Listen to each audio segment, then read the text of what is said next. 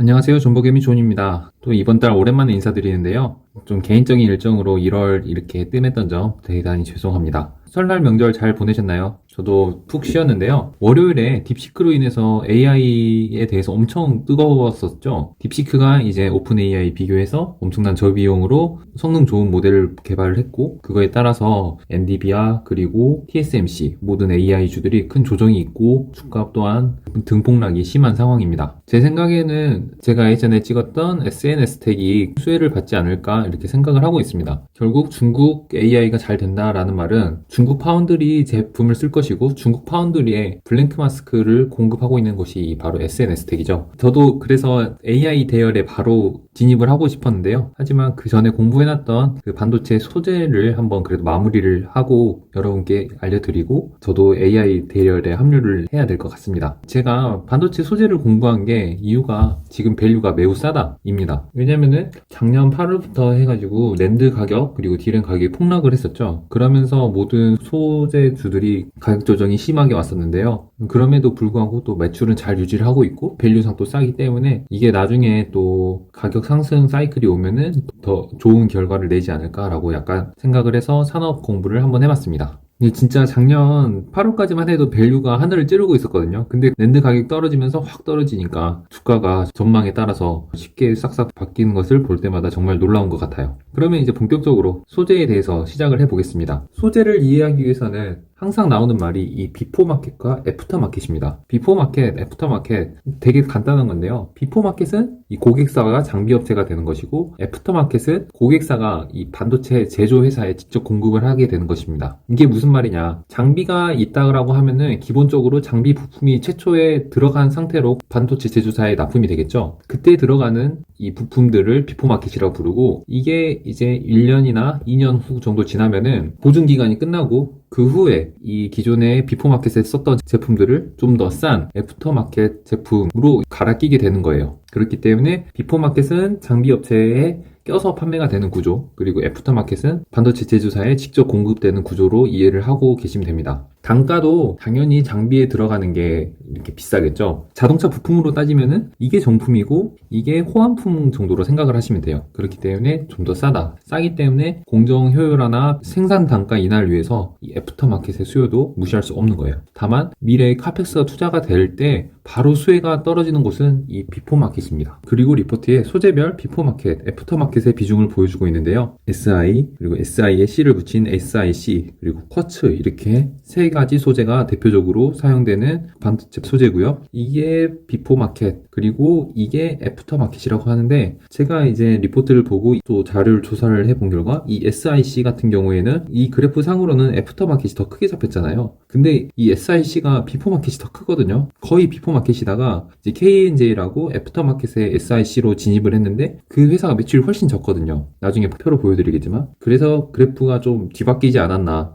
라는 생각이 듭니다. 그래서 이 그래프는 좀 잊어주시고 SIC는 비포 마켓이 훨씬 더 비중이 크고요. 그리고 소재에는 SI, SIC 그리고 쿼츠 세 종류가 있다라고 정리를 하고 넘어가겠습니다. 그리고 SIC를 먼저 볼 건데요. SIC는 지금 현재 하나머티리얼즈, TCK, K&J가 하고 있습니다. 처음에는 원래 TCK가 거의 독점을 하고 있었어요. K&J가 작은 부분을 차지하지만 K&J는 애프터 마켓을 공급을 하고 있고요. 그리고 TCK는 비포 마켓을 다 가지고 있었습니다. 하지만 하나머티리얼즈가 이렇게 21년에 SIC 매출이 발생을 하게 되는데 이게 하나머티리얼즈가 SIC 비포 마켓에 진입을 하면서 이렇게 매출이 잡히고 있는 것을 볼 수가 있습니다. 그러면서 TCK의 주가 흐름도 나중에 볼 거지만 21년도가 최고점으로 하고 이제 조정이 되거든요. 그 이유는 이렇게 하나머티리얼즈의 비포 마켓 진입으로 독점적인 위치를 상실을 했기 때문에 밸류 가 좀 리레이팅 되지 않았나라는 생각을 해볼 수가 있고요. 아무튼 SIC에는 세 플레이어가 있다. 그리고 SI, SIC 이런 게 그래 반도체 소재인 건 알겠어. 근데 어디 들어가냐 그런 게 궁금하잖아요. 그래서 이제 그림을 가지고 왔는데 이렇게 포커스링, 일렉트로드, ESC 이런 식으로 이거는 시각 장비인데요. 시각 장비에서는 이 플라즈마라는 것을 사용을 하잖아요. 이 플라즈마를 사용을 하면은 이게 고온이기 때문에 이 부품들이 데미지가 옵니다. 그래서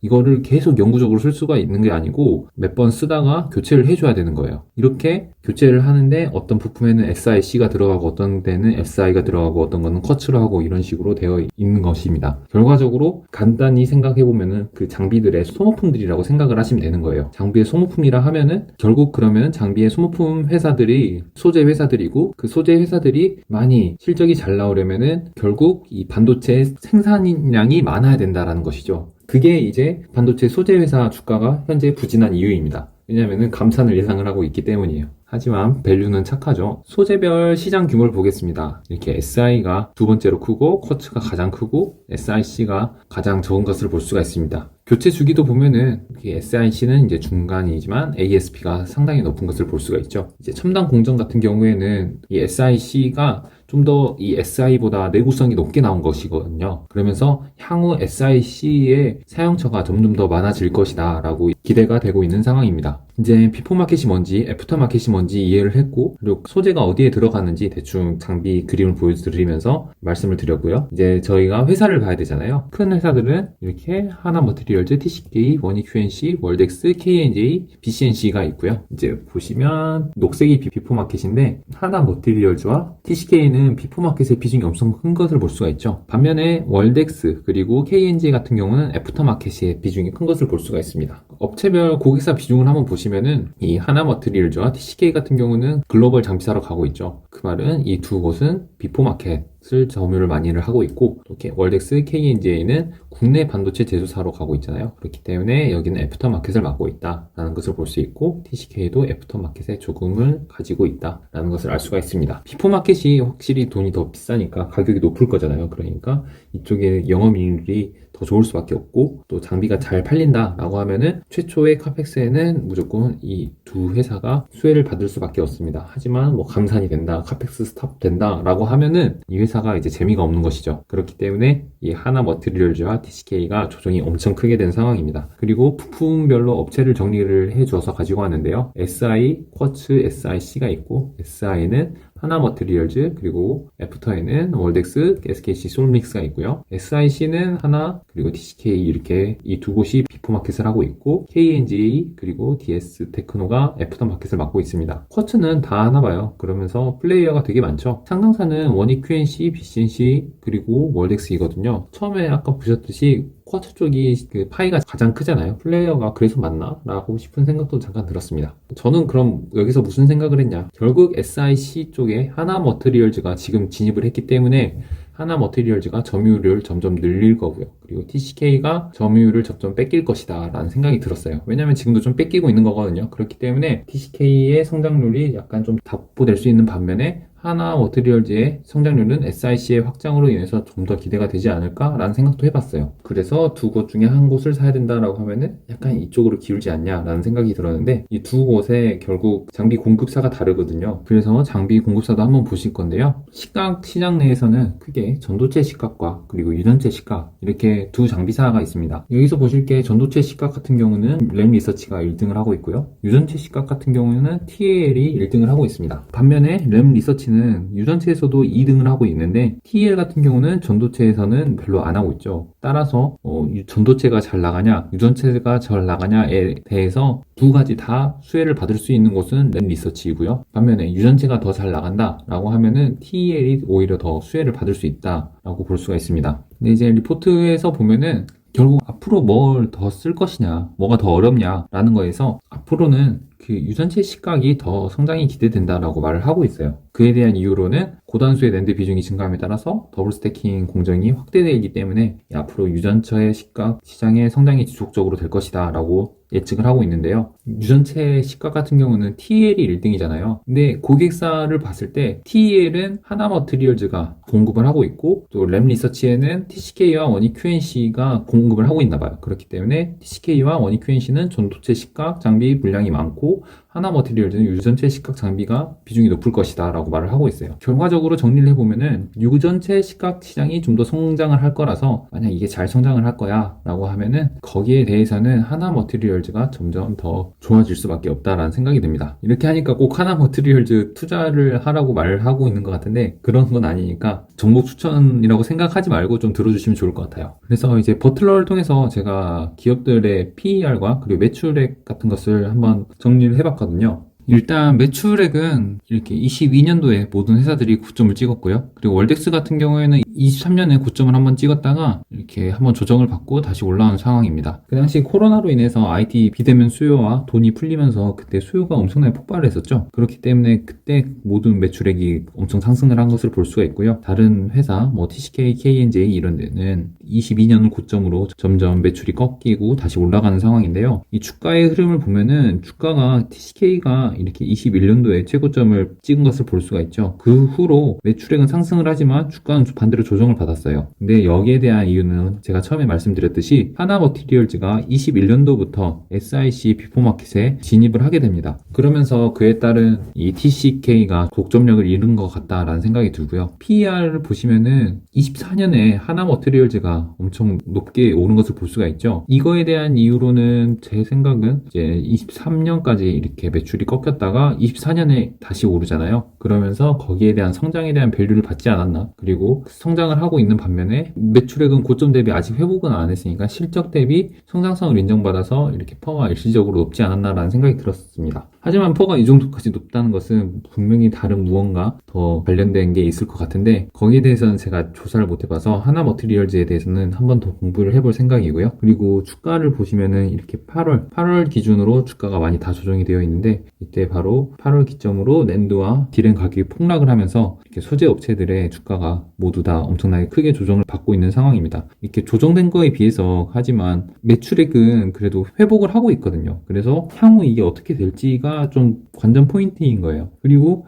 매출액이 계속 상승을 해준다. 하지만 주가는 떨어진다. 라고 하면 매수 포인트가 될 것이고 이게 일시적인 반등이었고 지금 뭐 감산을 한다라고 이제 말이 나오고 있으니까 그거에 따라서 매출액이 또 꺾일 수 있는 상황이 될 수 있는 것이죠. 그렇기 때문에 주가는 선반영이라고 하잖아요. 그래서 주가가 선반영이 되어 있을 확률이 되게 높고요. 하지만 나중에 반도체는 또 필요하잖아요. 이게 없으면 계속 떨어지는 게 아니니까 이렇게 감산하면 또 가격이 오르면서 다시 수요가 회복이 되면서 투자가 활발하게 지면은 다시 또 상승을 맞을 확률이 높습니다. 그때 되면 이미 또 주가가 높아져 있겠죠. 그렇기 때문에 이 반도체는 약간 떨어졌을 때 믿음으로 사야 되지 않나라는 생각도 좀 듭니다. 실제로 그렇게 말을 많이 하고요. 왜냐면은 좋은 상황인데 그 가격까지 싸다 이러긴 쉽지 않잖아요. 특히 반도체는 전문가분들이 너무 많아가지고 여기에 대해서 되게 민감하게 움직이는 분들이 많기 때문에 우리 같은 보통 일반 투자하는 사람들이 마음에 들었다라고 생각을 하는 순간은 이미 늦은 경우가 되게 많은 것 같습니다. 그리고 마지막으로 FCF 같은 경우는 이쪽이 0 기준선인데요. 반도체 회사다 보니까 확실히 카펙스에 따라서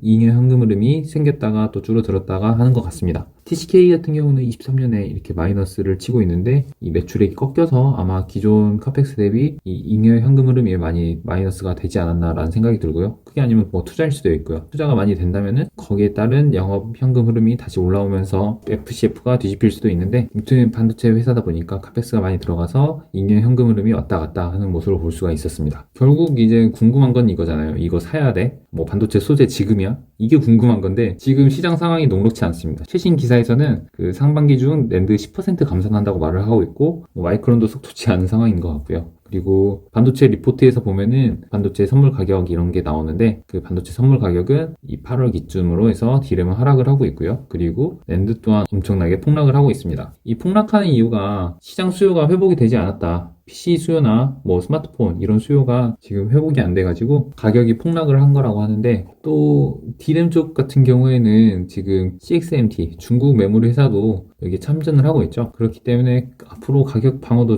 힘들지 않을까? 가격이 오를 때 치킨 게임이 들어가면은 가격이 반등하기가 쉽지 않겠다라는 생각이 들고요. 지금부터 이 메모리 그리고 낸드의 절망편을 지나고 있는 상황인데요. 되게 아이러니하게도 이 상황에서 AI 관련된 주들은 완전 고공행진을 하고 있잖아요. 똑같이 반도체를 쓰는 것 같은데 이렇게 메모리나 낸드 같은 소비자에게 가는 것들은 박살이 나고 있는데 반대로 엔비디아나 TSMC 같이 학습에 이용되는 그런 것들은 또 계속 땅을 모르고 상승을 하고 있는 상황이고요. 그리고 거기에 참전을 해서 중국까지 하니까 돈은 반도체에 쏟아지고 있는데 내 반도체가 왜 안 갈까라고 생각을 하면은 이런 것들을 좀 보실 필요가 있습니다. 그래서 저는 소재 공부는 하나 머티리얼즈를 좀 한번 다시 봐볼 거고요. 그거보다는 AI, 지금 딥시크와 오픈 AI 진영, 그리고 트럼프의 800조 가량의 AI 인프라 관련 주들을 좀 주목을 해야 될 것 같습니다. 왜냐면 결국은 주가가 올라야 되는데 돈이 다 모든 섹터에 퍼지면 좋긴 한데 이게 딱 성장하는 섹터에만 집중이 되기 때문에